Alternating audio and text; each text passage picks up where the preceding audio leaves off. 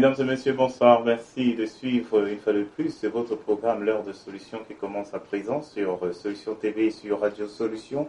Merci pour votre fidélité à ces médias Solutions. L'heure de solution, c'est ce programme où pendant une heure on aborde des thématiques autour des problèmes vécus au quotidien et vous retrouverez cette émission deux fois la semaine le lundi, mercredi à partir de 20h30. Les rediffusions se font le mardi 18h20, samedi 12h30 et 20h30 et le dimanche 9h 21h. Nous allons encore recevoir sur ce plateau de Solutions TV avec beaucoup de plaisir l'homme de Dieu, l'apôtre Samuel Tête. Bonsoir apôtre Samuel.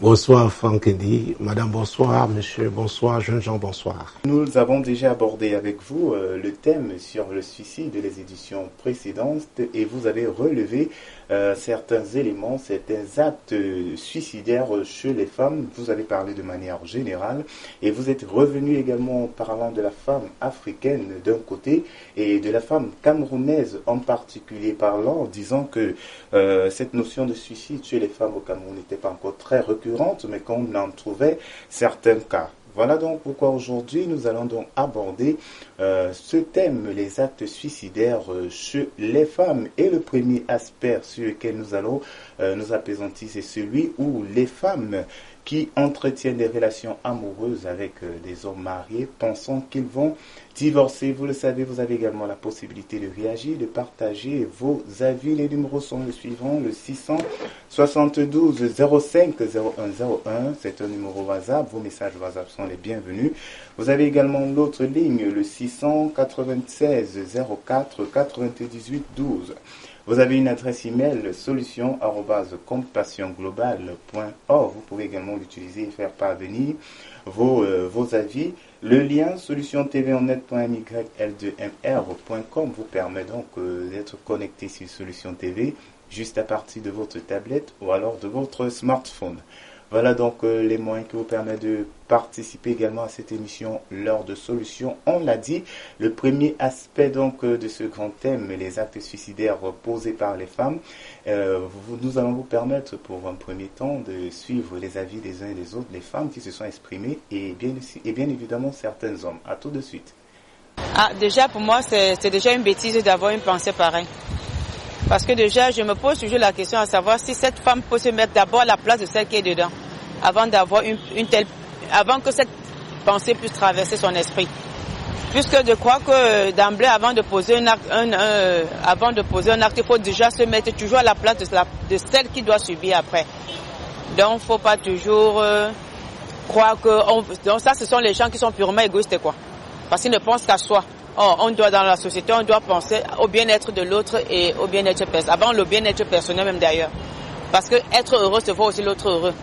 Mais cette femme qui se dit qu'elle est peut-être plus mieux que l'autre et qu'elle croit que l'autre était mal placé. Mais moi, je me dis, Dieu n'a pas été fou pour unir ces deux gens. Et déjà, la Bible nous fait comprendre que l'homme ne peut pas désunir ce que Dieu a uni. Alors, qui est-elle donc pour vouloir séparer deux êtres pour pouvoir prendre la place? Elle est sûre qu'elle-même va rester. Déjà, il faut déjà qu'elle se pose la question. Parce que si elle a juste une telle pensée, ça veut dire que quelqu'un aussi derrière peut aussi avoir la même pensée. Et n'oublions pas que qui tue souvent par l'épée meurt par l'épée, parce que c'est quelque chose qui se suit.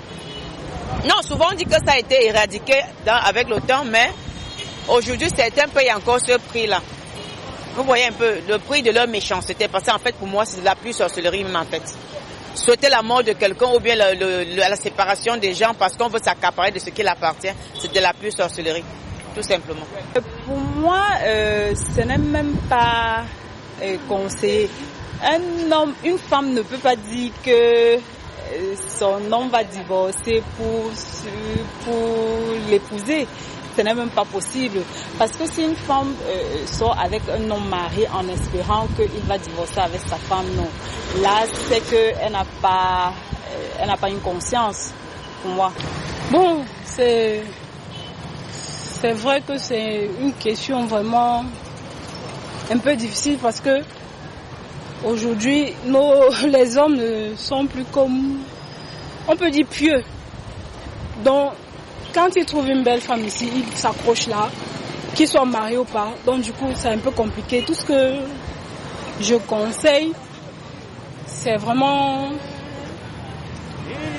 La femme doit se valoriser en fait, parce que je ne trouve pas ça normal que tu sais très bien que cet homme est marié, tu as donc quel avenir avec cet homme en allant vers lui? Moi je ne trouve pas d'avenir, parce que ce qui est sûr, s'il est marié aujourd'hui, c'est pas demain la veille qu'il va quitter sa femme pour toi. Parce que je pense bien que s'il n'était pas prêt, il ne devait pas faire cet engagement-là. Donc du moment où il a pris cet engagement, peine perdue.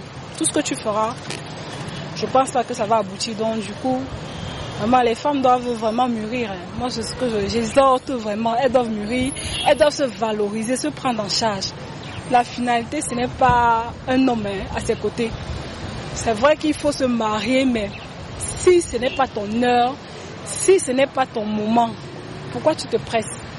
Tu dois seulement te confier au Seigneur, tu dois croire en Dieu, tu dois dire que non. Si telle personne a pu se marier, pourquoi pas moi? Qu'est-ce qu'il faudrait que je fasse pour pouvoir aussi intégrer un foyer? Et là, du coup, il faut se rapprocher de ceux qui ont eu à faire cela pour demander des conseils. Parce qu'il ne faut pas seulement dire que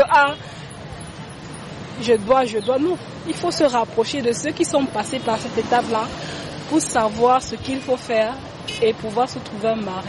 Tout d'abord, par rapport à cette question, je répondrai que nos sœurs, puisqu'il faut les appeler ainsi, c'est nos sœurs qui vont avec des mariés espérant que ceux-ci vont laisser leurs femmes à leur profit.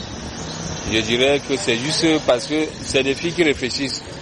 Elles se disent que, bon, puisqu'il y a des hommes faibles, il y a des hommes qui ont des soucis à la maison, ils sont là pleins, les temps sont durs, ils ont des soucis, et il y a des femmes à la maison qui ne parviennent pas à entretenir leur homme. Ce qui fait que quand ces filles s'approchent de ces hommes, c'est facile. C'est facile. Et de leur côté, elles trouvent par le mariage, elles ciblent des hommes mariés. Et puis, il y a des cas comme ça qui arrivent où l'homme se permet de chasser sa femme au détriment de celle du dehors, quoi. Si par exemple à la maison le climat n'est pas favorable, elle a changé. Si celle-là me trouve au moment où il y a des soucis à la maison graves, que la femme de la maison a changé, elle parvient plus à jouer le rôle, bon, on peut être tenté à aller voir ailleurs. Même comme c'est un péché, en voulant voir ailleurs, on peut caler, ça arrive.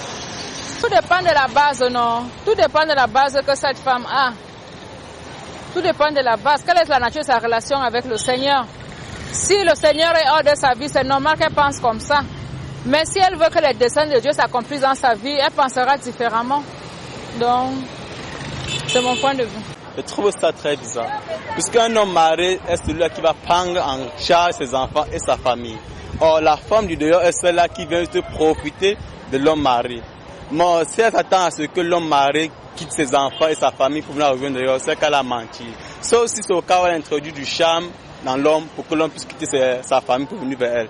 Au cas contraire, la femme qui est dehors pensant que son mari, pensant que l'homme marié veut quitter pour venir vers elle, c'est faux.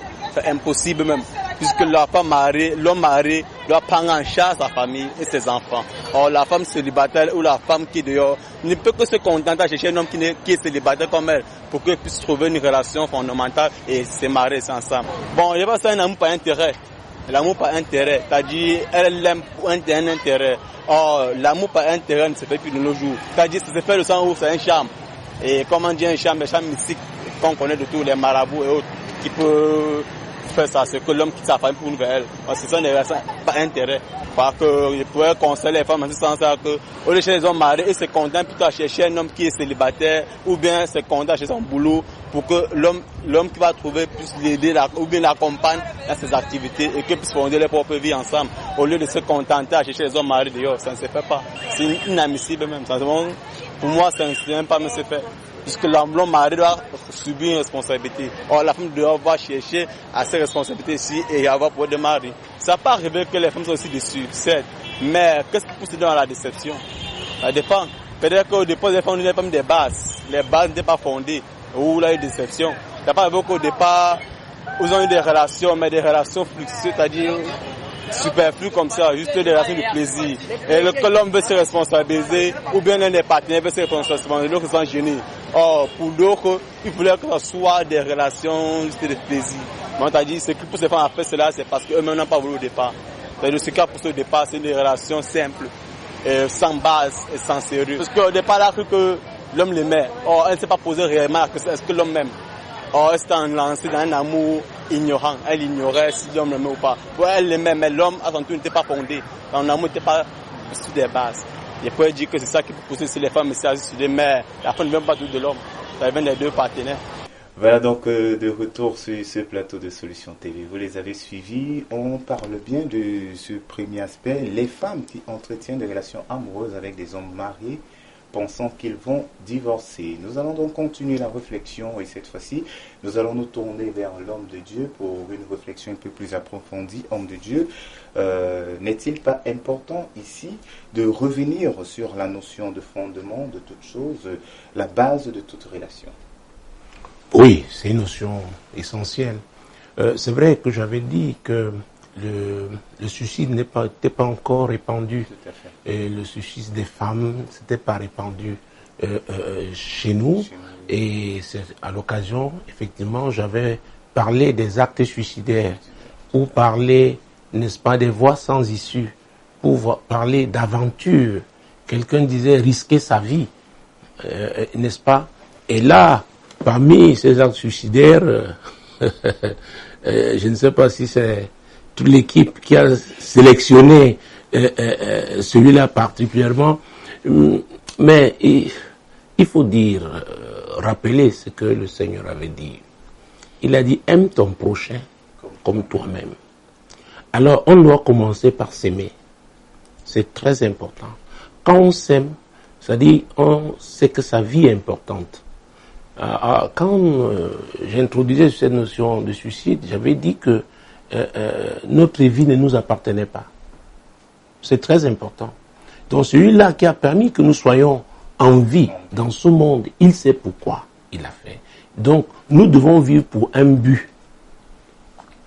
Donc ce but doit être noble. Et on doit suivre une voie de dignité. C'est très important. Ah oui, parce que chacun doit apporter sa petite pierre. Le passage de chacun sur cette terre doit laisser une trace positive. C'est très, très important.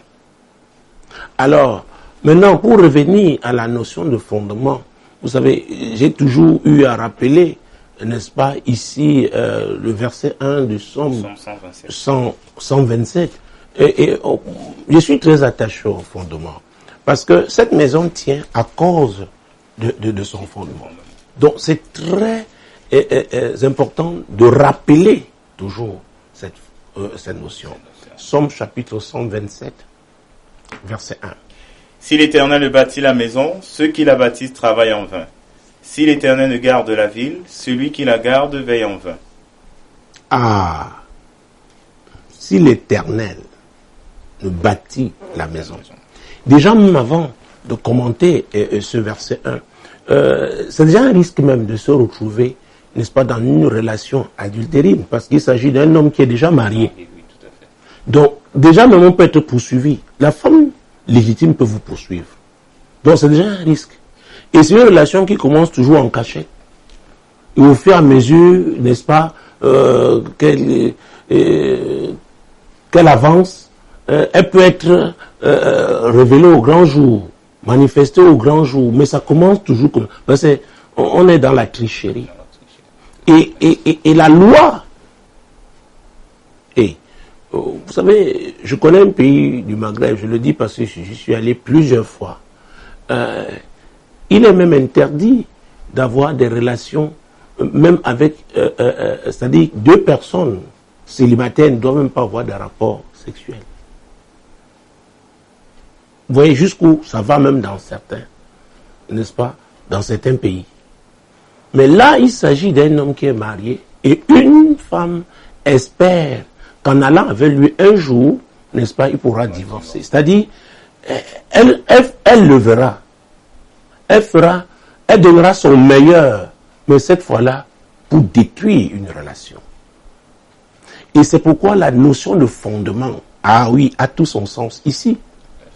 Parce que si c'est l'Éternel, mon Dieu, mon roi, qui est le bâtisseur, si c'est sur lui que les époux, n'est-ce pas, se sont tenus pour se marier, même s'il arrive que l'un d'eux, n'est-ce pas, comment je dis, manque à ses engagements, l'autre qui reste, donc fidèle à Dieu, Dieu combattra pour celui-là. Parce que le fondement, c'était lui. Parce que on peut effectivement abandonner après, ne plus être fidèle. C'est pourquoi la Bible, si l'Éternel ne garde. Donc quand on s'appuie sur l'Éternel, on doit demeurer avec lui pour qu'il garde. Mais dans ce cas-là, c'est l'homme qui est devenu infidèle. Je ne sais pas pour quelle raison. Parce qu'il peut avoir des problèmes. Ça, c'est vrai, il y a toujours des problèmes dans ce monde. Dans un monde à problème. Mais, c'est pourquoi on parle d'infidélité. Donc, en laissant sa femme mariée pour aller avec une qui, elle, s'engage avec une mission précise. C'est-à-dire qu'elle espère remplacer celle qui est dedans. Mais c'est terrible. Jésus a dit dans Jean chapitre 10, verset 10 à sa partie A, le voleur ne vient que pour voler, égorger et détruire. Alors, on voit donc, d'une part, l'Éternel qui est le bâtisseur, et d'autre part, le diable qui est le destructeur. Alors, qui est agent de l'Éternel? C'est pourquoi on doit se positionner. Parce que vous, la femme là, ce n'est pas parce que vous êtes marié que vous croyez que vous avez la garantie, n'est-ce pas, que l'Éternel sera de votre côté. Il faudrait que vous-même, c'est très important. Parce que j'ai entendu des gens me citer une partie de Proverbe 26:2, la malédiction sans cause n'a pas d'effet, je n'ai rien fait à personne, rien ne peut m'arriver. C'est faux.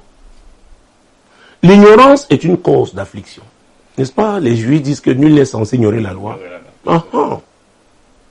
Alors, si vous n'êtes pas convaincu que c'est Dieu, et que c'est le Seigneur qui est le vrai fondement, et que vous ne demeurez pas en lui, le destructeur va attaquer, il va détruire.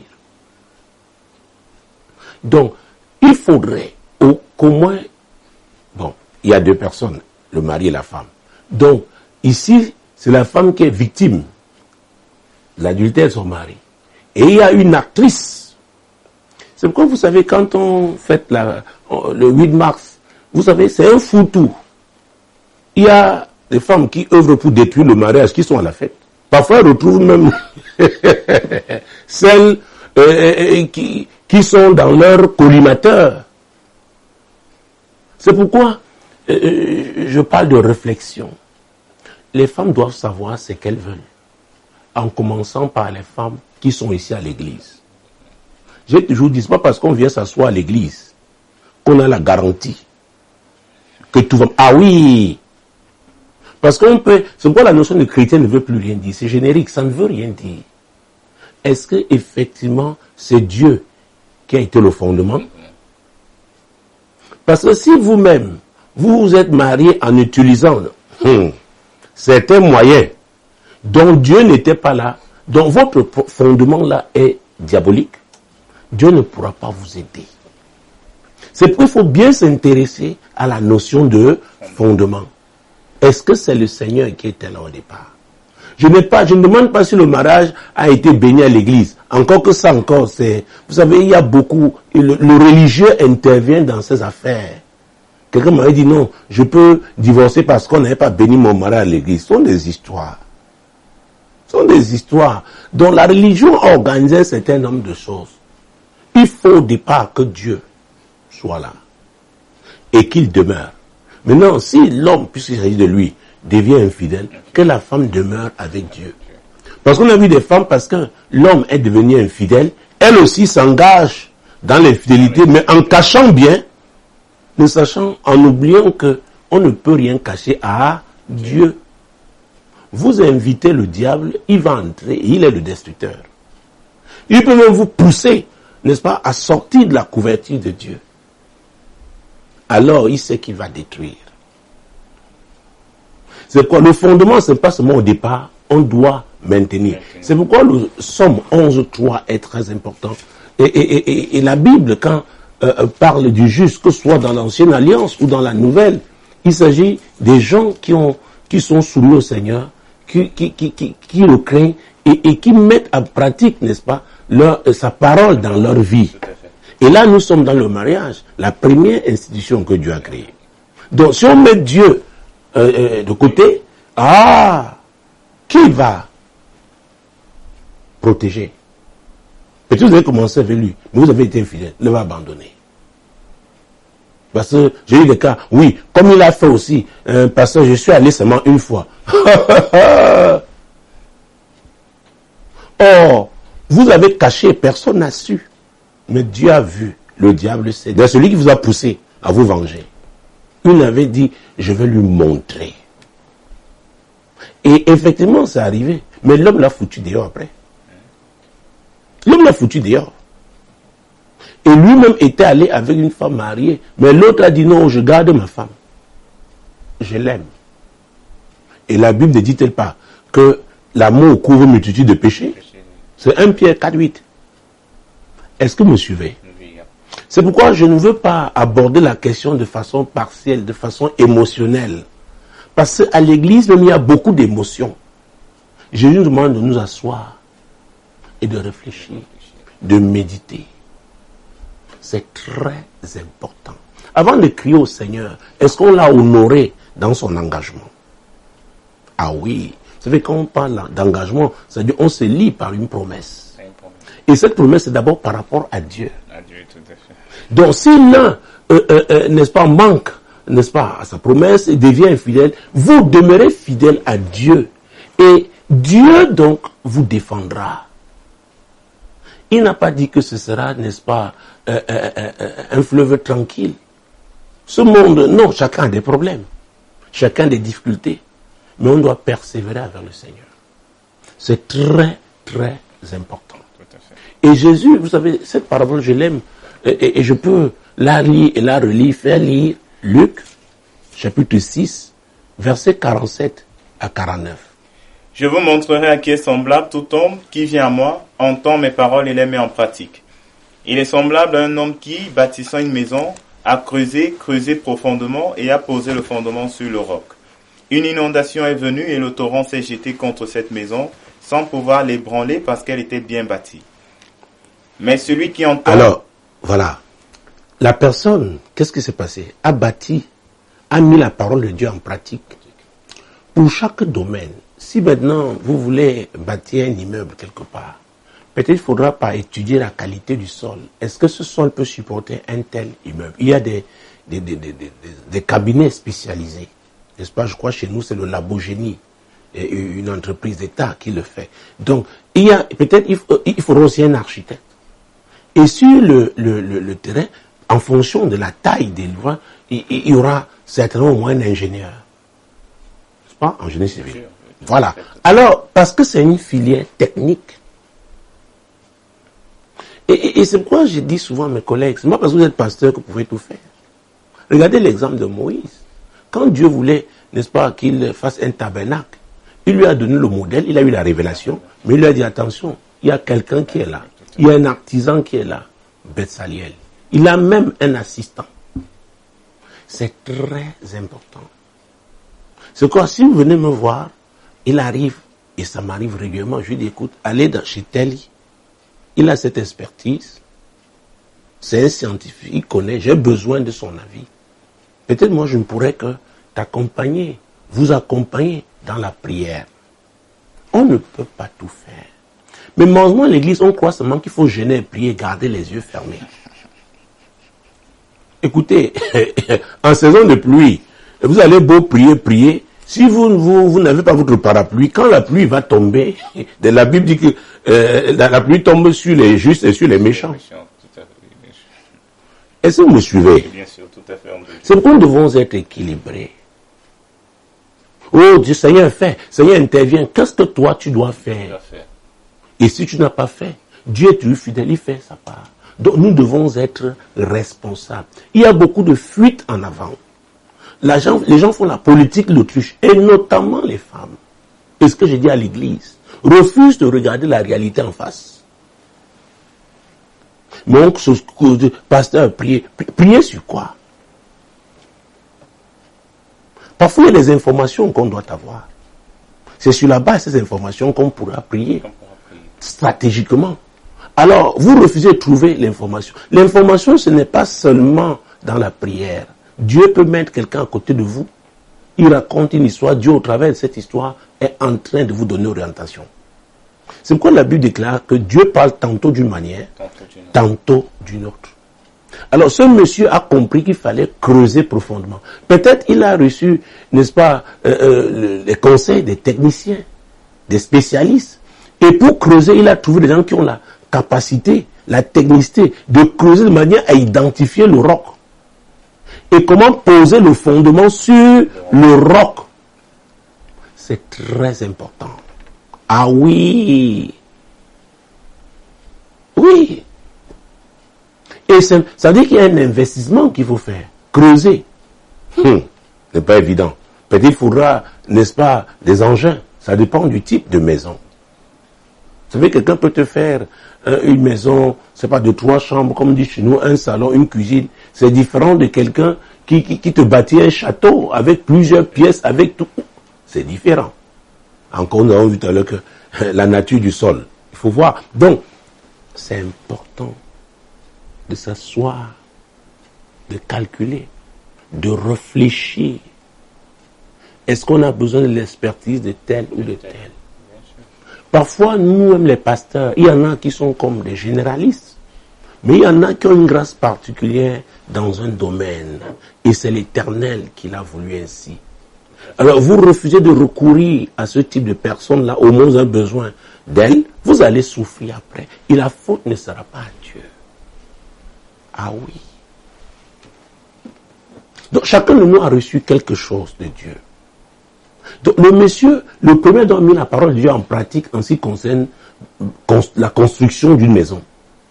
Et quand la Bible parle de l'inondation, il s'agit des problèmes de la vie.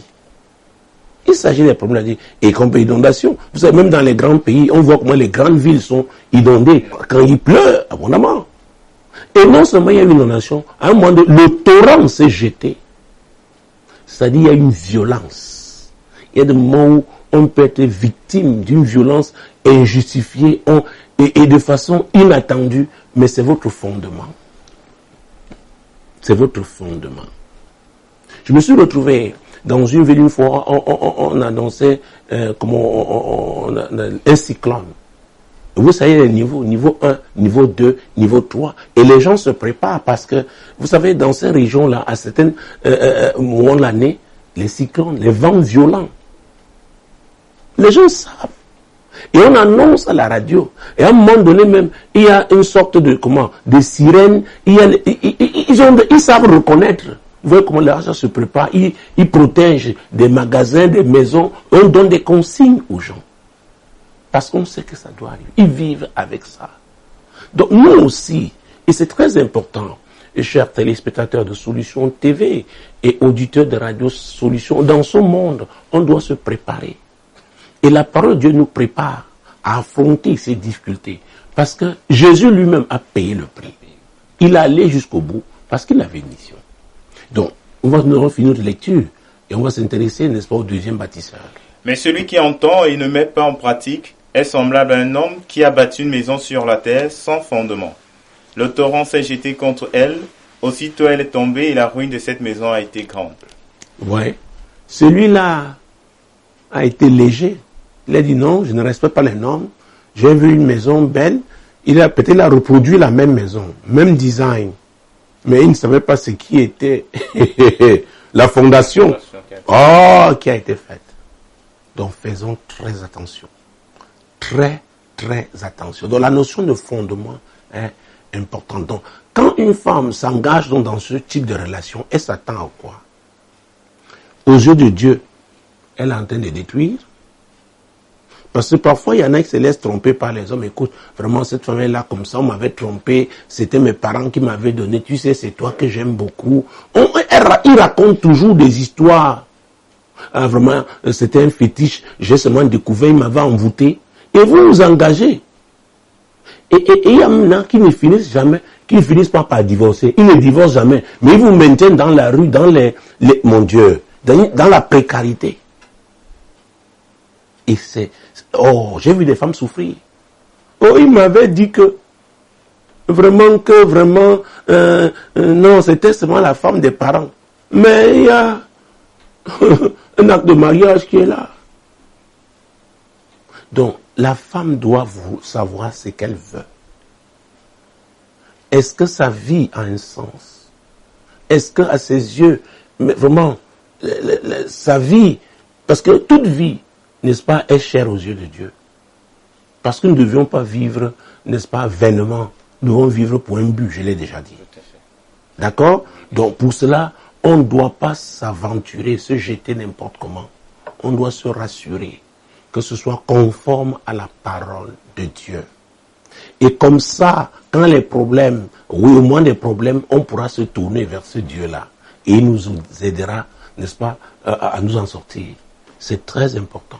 Donc la notion de fondement est incontournable. Tout à fait.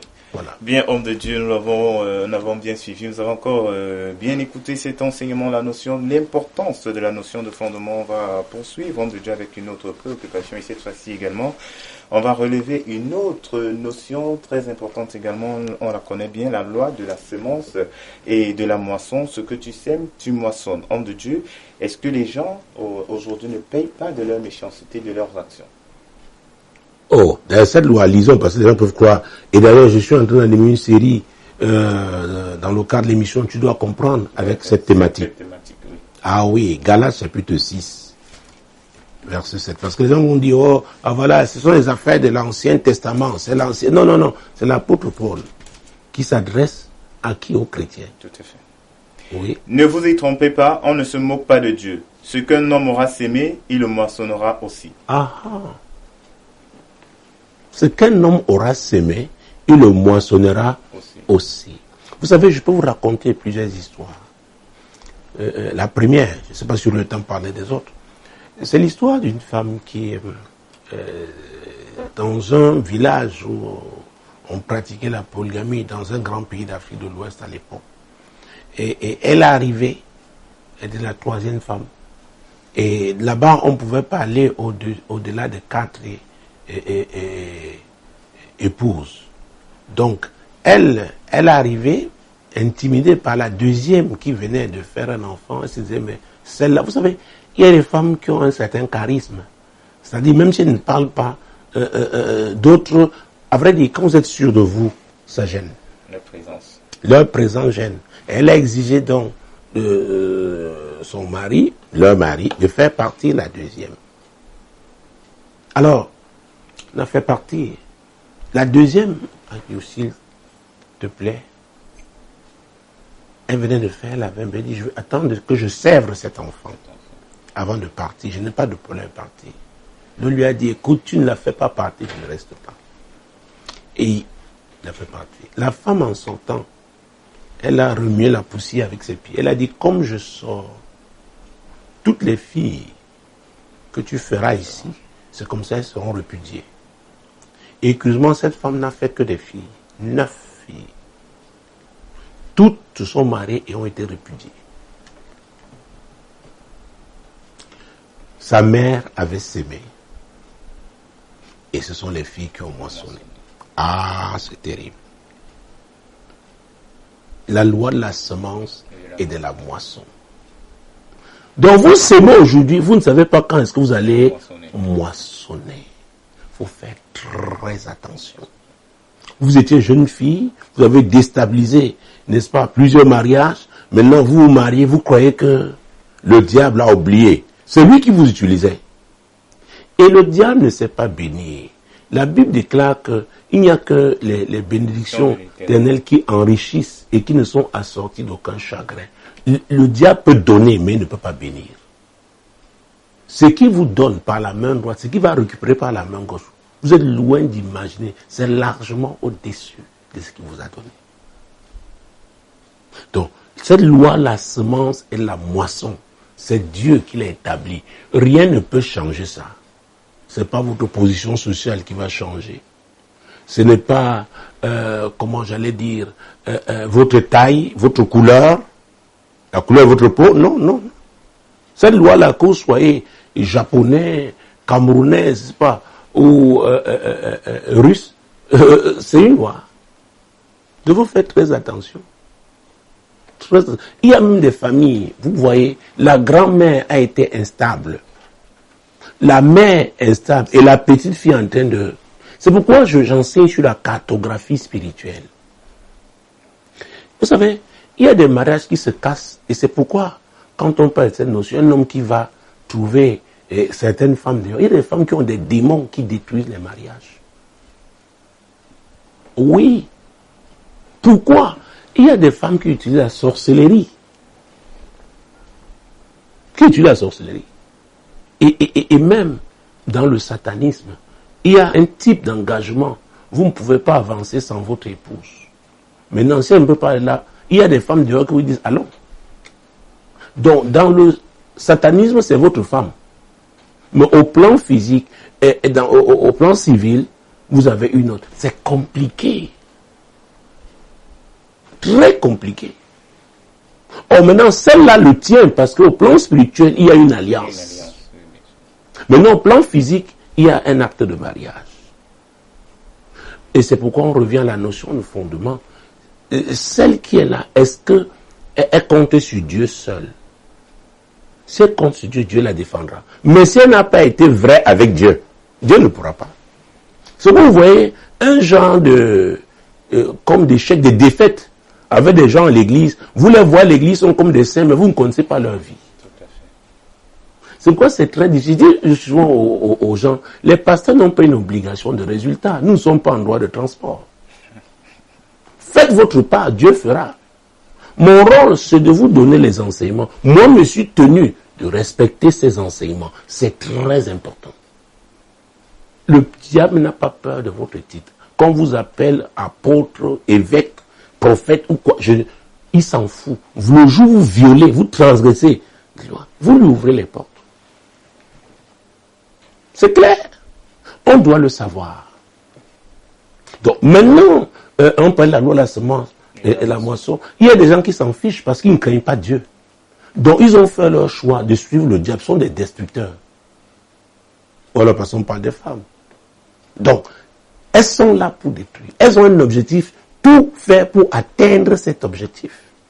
Mais vous devez aussi avoir, vous en face, pour les affronter, n'est-ce pas, le bâtisseur. C'est-à-dire qui est l'Éternel. C'est-à-dire qui est Jésus, qui a dit, je suis le chemin, la vérité et la vie. C'est très important. Donc, cette notion, et ça nous amène aussi à la notion de péché. Comment le péché peut ouvrir des portes terribles. Prenons l'évangile de Marc, en son chapitre 2.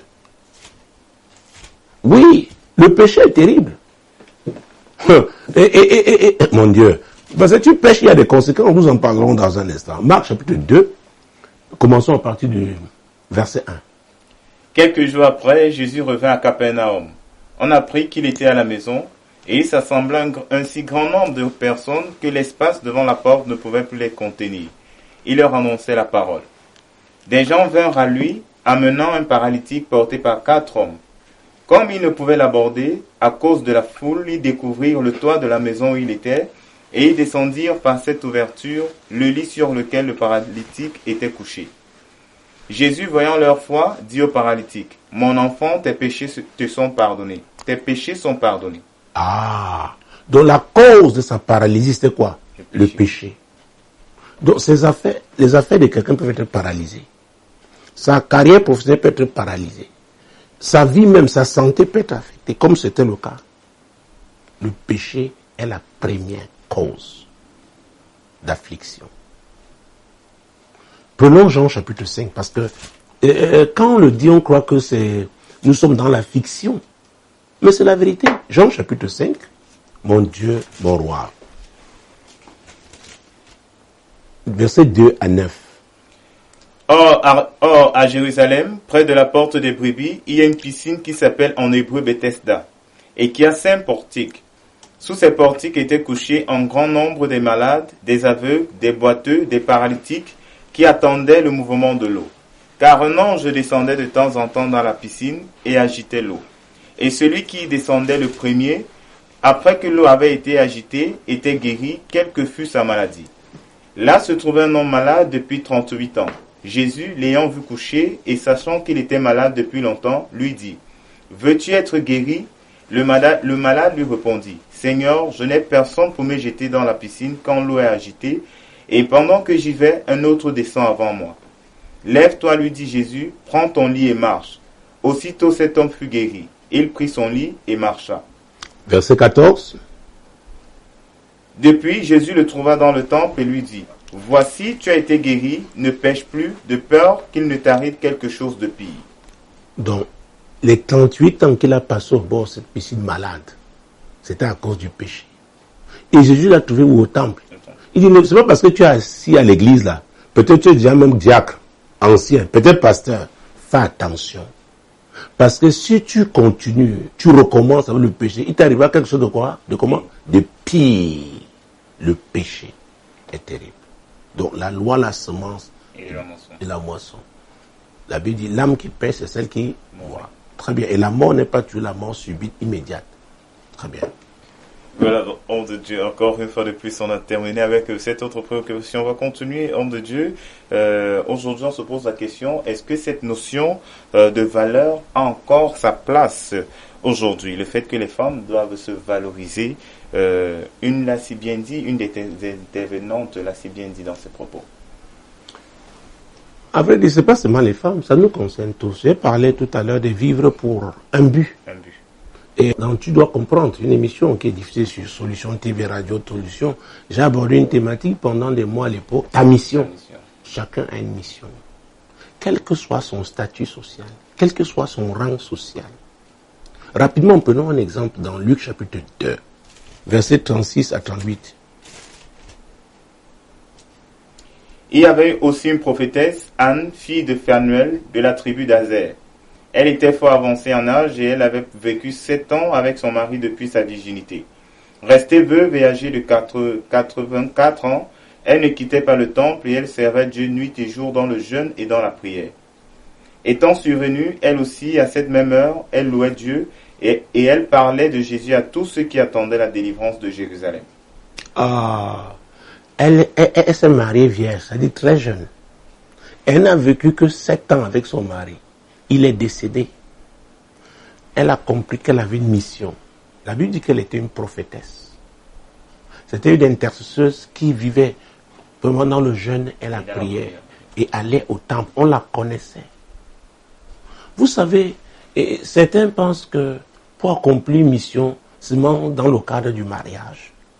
Et c'est pourquoi vous voyez, certaines femmes font tout pour se marier. Écoutez, c'est pas tout ce qui plaît aux hommes, tout ce que la société nous a imposé, n'est-ce pas, qui est important. C'est ce que Dieu a dit. Vous pouvez ne pas avoir ce que les autres ont, mais si vous découvrez la volonté de Dieu pour vous, cette femme est restée veuve. Elle pouvait se remarier. Elle pouvait. Mais elle a dit, Seigneur, je comprends, tu m'appelles à l'intercession, à la prière. Vous pouvez être célibataire et servir Dieu. C'est pourquoi aujourd'hui on croit seulement qu'il faut avoir cette couverture. Et parfois, les femmes supportent l'insupportable. Tout simplement parce que il faut avoir la couverture sociale. Paraître. C'est pourquoi il dit, les femmes, c'est elles-mêmes. Chacune doit savoir, est-ce que sa vie a un sens? Oui, est-ce qu'elle doit se conformer seulement, n'est-ce pas, à ces choses qu'on exhibe dans la société? Oui. Je connais les femmes, on les voit, on les envie, elles sont comme dans une sorte d'opulence, mais très malheureuses. Mais veulent entretenir, n'est-ce pas, tout ça, une image. Oh mon Dieu, mon roi. Ce que je dis là, à vrai dire, c'est chaque femme. Et c'est pourquoi la crainte de l'Éternel, on peut en parler là. Parce que quand vous craignez Dieu, il vous pousse à l'essentiel. Vous n'avez pas de compétition à faire. Vous n'avez rien à prouver. Vous savez que vous vivez pour accomplir une mission. Vous n'êtes pas là pour détruire. Vous apportez votre petite pierre dont il y a des valeurs qui sont des valeurs n'est-ce pas, divine. Il y a la notion de dignité. Il y a les vertus. Parce que les vertus, ça nous pousse à faire le bien. Et comme ça, vous marquerez aussi votre passage sur la terre. Je crois, oui, c'est dans Matthieu chapitre 16, Jésus disait, que servirait-il à un homme de gagner le monde? 16, 26, je crois. Matthieu 16, 26. Et que servirait-il à un homme de gagner tout le monde s'il perdait son âme? Ou que donnerait un homme en échange de son âme? En échange de son âme. Que donnerait un homme? Quand on parle de homme, les femmes aussi sont dedans. Les jeunes gens sont dedans. C'est chacun qui décide ce qu'il fait de sa vie. Dieu ne force personne. Il avait dit à Isaïe, je place devant toi la vie et la mort, mais choisis la vie. Donc chacun doit faire son choix. Et c'est pourquoi aussi, je ne suis pas là pour condamner les gens. Au contraire, nous sommes là pour que Dieu, chacun sente que Dieu tend la perche. Une perche, chacun de nous peut saisir et changer. Donc, la dernière fois, j'ai parlé de Déborah. Déborah qui était prophétesse et juge en Israël. Mais elle était l'épouse de Lapido. Vous voyez, elle a servi Dieu en tant qu'épouse. Elle a accompli sa mission de juge en tant qu'épouse. Imaginez-vous alors, si elle était instable dans son mariage, est-ce qu'elle aurait réussi à servir Dieu, à être leader d'Israël? Donc il faut faire très attention. Alors si Dieu veut utiliser, et c'est sa volonté, un mariage pour accomplir ses desseins, et que vous vous mettez à côté, vous vous attaquez à ce mariage, vous vous attaquez à Dieu. Même si l'homme est complice, si sa femme craint Dieu et qu'elle prie, elle est fidèle à Dieu, vous ne réussirez pas. Je vous dis, j'ai vu les choses. Comment Dieu renverse la vapeur. Et ça prend un certain temps. Parfois, certains crient à la victoire, et alors que Dieu n'a pas encore dit son dernier mot. Donc, faisons très, très attention. Cette loi, la semence et la moisson, nous avons vu, il ne faut pas l'oublier, l'ignorer. La notion de mission, la notion de valeur. Vous savez, et qu'on n'oublie pas, parce que nous avons parlé tout à l'heure, sans le dire, de l'héritage. On peut laisser un mauvais héritage à ses enfants. Une femme qui a détruit un mariage, je ne sais pas ce que ses enfants deviendront. Parce qu'elle est sous la malédiction. Donc on doit penser à toutes ces choses avant de poser certains actes.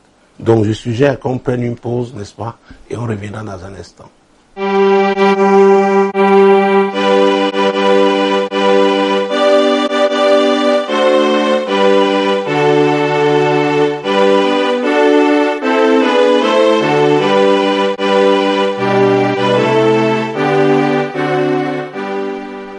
Mesdames, Messieurs, nous venons de lire ce passage, du Matthieu chapitre 16, verset 26. Jésus disait, il ne sert à rien à un homme de gagner le monde entier s'il doit perdre son âme. Alors, avec ce qui précède, est-ce que vous croyez que ça a un sens? Est-ce que vous croyez que c'est comme ça que vous allez bâtir votre vie et laisser un bon héritage à vos enfants? Ce sont des questions qu'il faut, n'est-ce pas, se poser. Vous devez vous poser, vous, les femmes. Peut-être c'est pas vous, personnellement. Peut-être c'est votre fille qui est dans cette situation. Peut-être c'est votre sœur. Peut-être c'est votre collègue. Dieu peut passer par vous, n'est-ce pas, pour lui ouvrir les portes du salut. Non, c'est notre âme. Nous devons tout faire pour le salut de notre âme. C'est très important. J'ai cité tout à l'heure, je crois que c'était Ézéchiel, quand je parlais, vérifions de l'âme qui pêche, ou alors on peut, puisqu'on est déjà, on était dans Luc, prenons Romains chapitre 3, verset 23, que nous avons déjà lu ici, que nous comprenions ce que Jésus est venu faire. Parce que la chute de l'homme est venue du péché. Mais Jésus est venu payer le prix. Et chacun de nous doit comprendre. Romains chapitre 3, verset 23. Car tous ont péché et sont privés de la gloire de Dieu. Tous ont péché et sont privés de la gloire de Dieu. C'est ce que le péché fait. Mais voilà l'opportunité que Jésus tend. Verset 24. Et ils sont gratuitement justifiés par sa grâce, par le moyen de la rédemption qui est en Jésus-Christ. Voilà.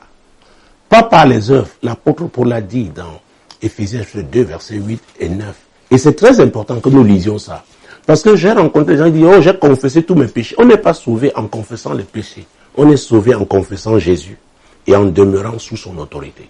C'est très important. Parce que c'est pas par les œuvres. Les gens disent, oh, je fais des dons dans des orphelinats, je m'occupe.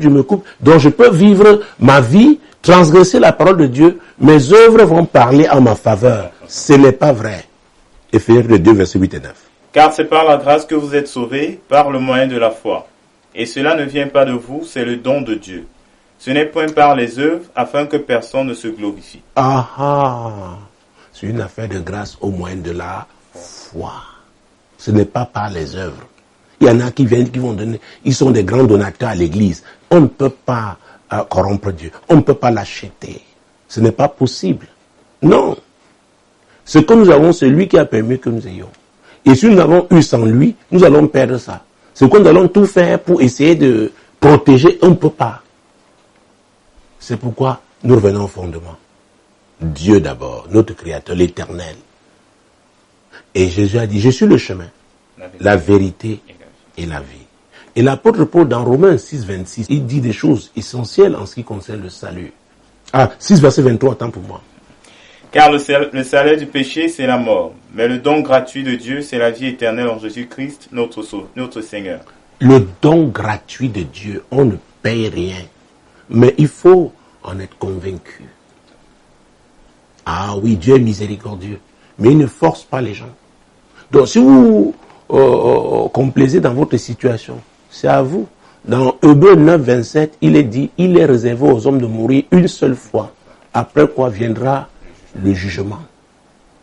Alors, je peux aussi comprendre qu'il peut-être y a des femmes qui sont retrouvées prisonnières de cette situation. Elles ont cru qu'elles réussiraient. Aujourd'hui, elles sont comme piégées.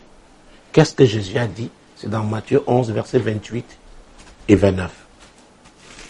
Matthieu 11, versets 28 et 29. Il y a une issue. Venez à moi, vous tous qui êtes fatigués et chargés, et je vous donnerai du repos. Prenez mon joug sur vous et recevez mes instructions, car je suis doux et humble de cœur, et vous trouverez du repos pour vos âmes.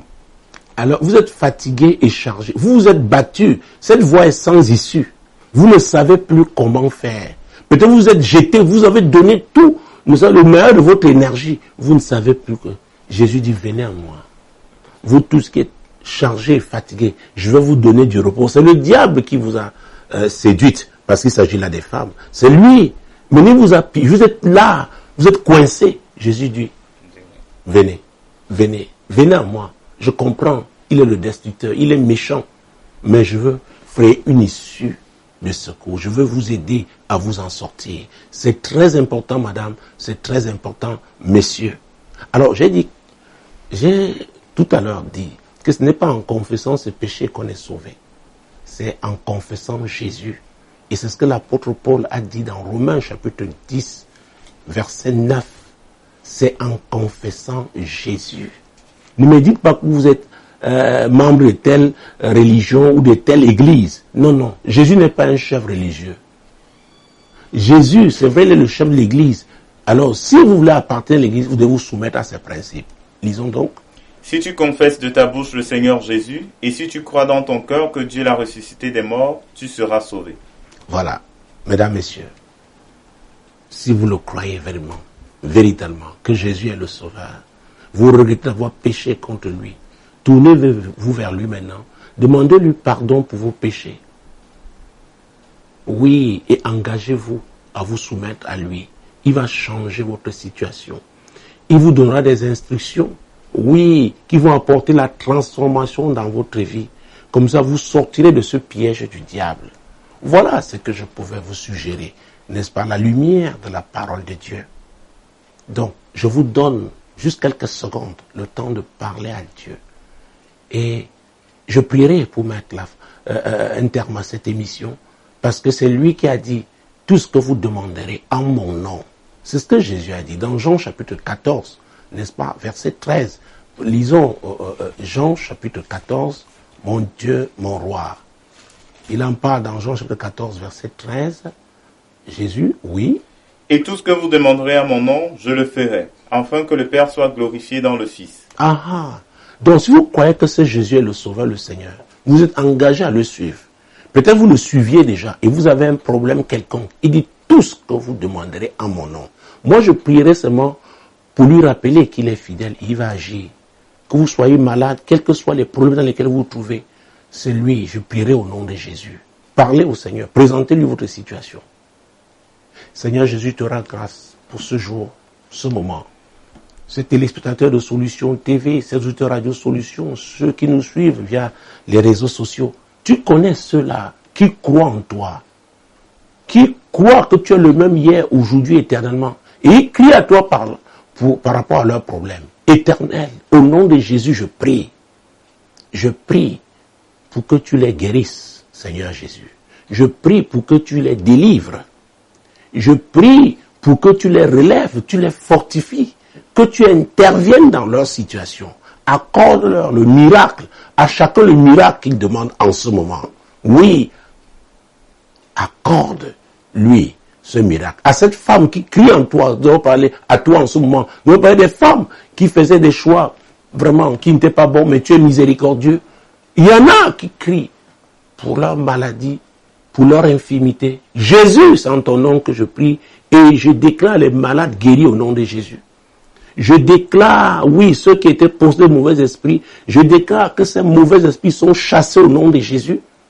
Je déclare que ceux qui étaient affaiblis reçoivent la force du Seigneur maintenant au nom puissant de Jésus. Jésus, tu étends ta main de délivrance, ta main de guérison sur chacun, sur chacune. Merci pour ce que tu fais. Tu es le même hier, aujourd'hui, éternellement. Je te loue pour ces miracles, je te loue pour ces guérisons, je te loue pour ton intervention dans la vie de cette femme, de cet homme, de sa famille. Merci Seigneur. Merci oh Dieu. Jésus, tu es le même hier, aujourd'hui et éternellement. Alors que cette émission prend fin, Seigneur, tu continues d'agir. Saint-Esprit, glorifie Jésus. Œuvre dans la vie de nos téléspectateurs, auditeurs, dans la vie de tous ceux-là qui nous suivent via les réseaux sociaux. Mesdames, Messieurs, c'était encore un privilège pour nous d'avoir été à votre service. Ne l'oubliez pas. Jésus est le même hier, aujourd'hui et éternellement. Déployez votre foi et vous verrez ce qu'il fera. Nous attendons vos témoignages. Demeurez bénis. En continuant de regarder Solutions TV, la solution chez vous et Radio Solution, la voix du royaume. Shalom. Il descend, oui, tout s'arrête. Il y a transfert entre ciel et terre. Quand il descend, l'atmosphère change. Il y a transfert entre ciel. Quand il descend, oui, tout s'arrête.